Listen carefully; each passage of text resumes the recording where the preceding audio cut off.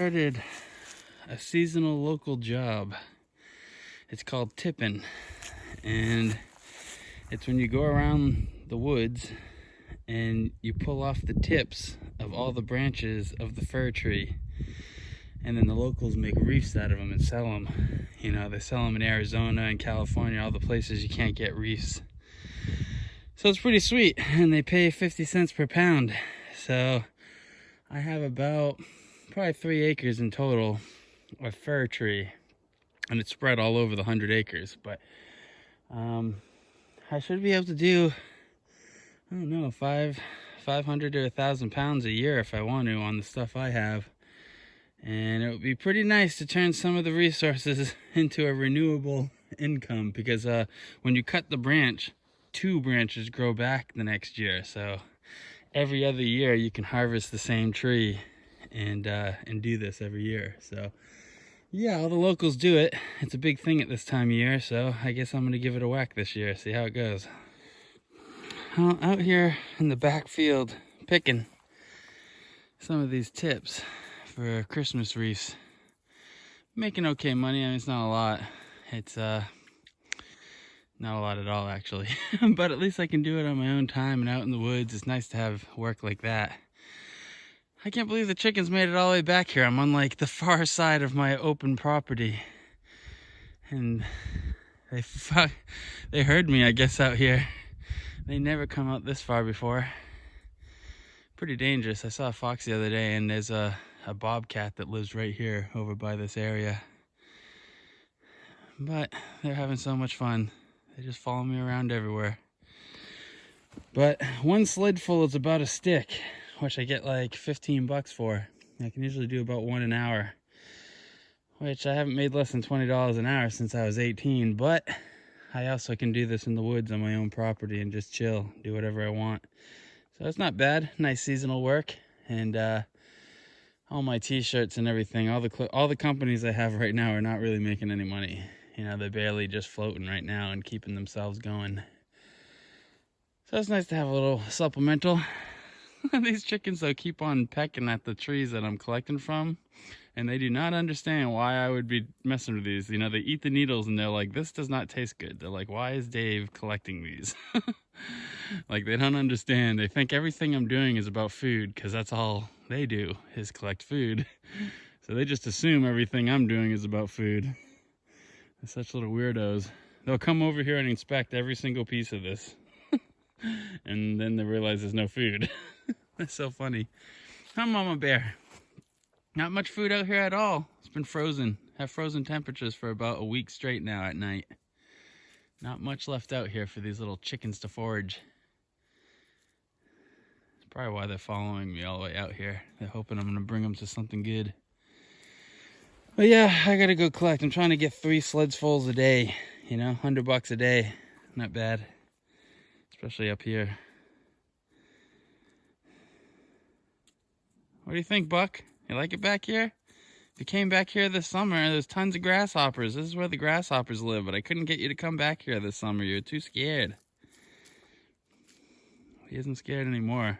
He pretty much will fight anything that comes up to him, which is not good. Fox will probably get him eventually. Strong rooster, huh, Buck? Just made some butternut squash. But it's cold out here, like freezing temperatures, and it's nice and warm. It's not too warm, but Buck and Mama Bear are eating it no problem. But that one thought it was too warm, and this other one, she's like the lowest in the pecking order, so she's just waiting until everybody moves out of the way. But it'll be nice and cool. But you want to get it while it's still warm, though. It's the whole point, having a warm meal. I ate the other half of that squash. That was something we grew this year in the garden.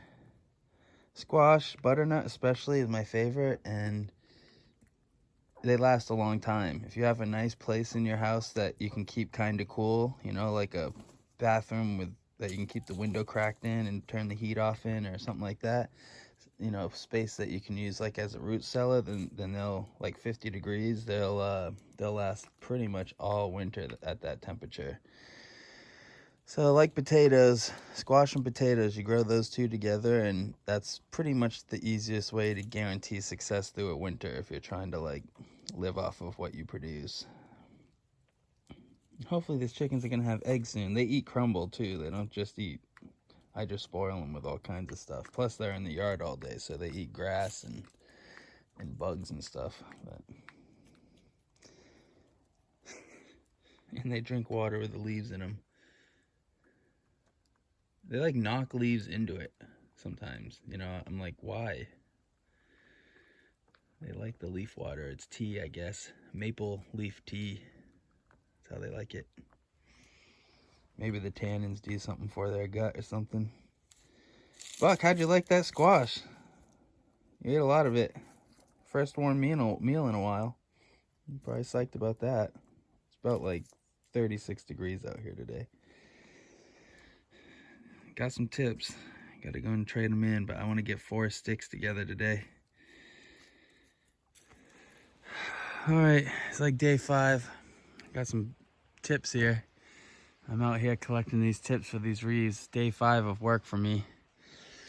But man, look at this. I only get like $10 an hour doing this job. It's pretty much what it comes out to, maybe a little bit more. But I definitely don't hit 15 usually. But man, the view is nice. It's nice when you get to work in a beautiful place like this, right next to the brook today. And it's nice out here.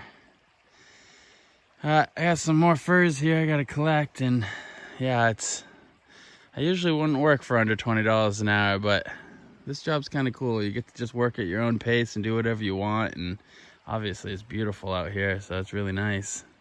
I don't know why this camera is having a hard time with focusing lately. I don't know what the hell is wrong with it. I gotta like update this thing or something. But yeah, I'm gonna take the day off tomorrow probably.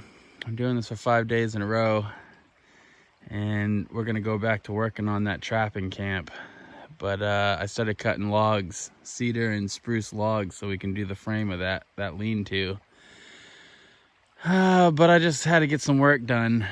You know, while there's work, I need to do it. I've got a lot of work out here, and this is only like 4 weeks of work. So I'm gonna be doing that, but I do want to start building that camp, and I was gonna wait to upload any videos until I had the whole camp going. But I think tonight maybe I'll upload part 1 where we were just pulling up the stumps and clearing the spot. And then I'll upload this video, which is 5 days of me tipping and running around the woods trying to make some money. Making money with the forestry out here, which is how people do it in Maine, I guess. So I'm glad I got some of that work. See what it's all about. And then tomorrow we'll start filming. We'll start filming the build of this lean-to in this trapper's camp. A Maine trapper's camp. Traditional trapper's camp with a lean-to, double lean-to, and a fire in the middle. So yeah, I gotta get back to work. Hopefully I collect a lot of those. This is a really good spot that I'm in, so the collection's a lot faster than it was over on my spot.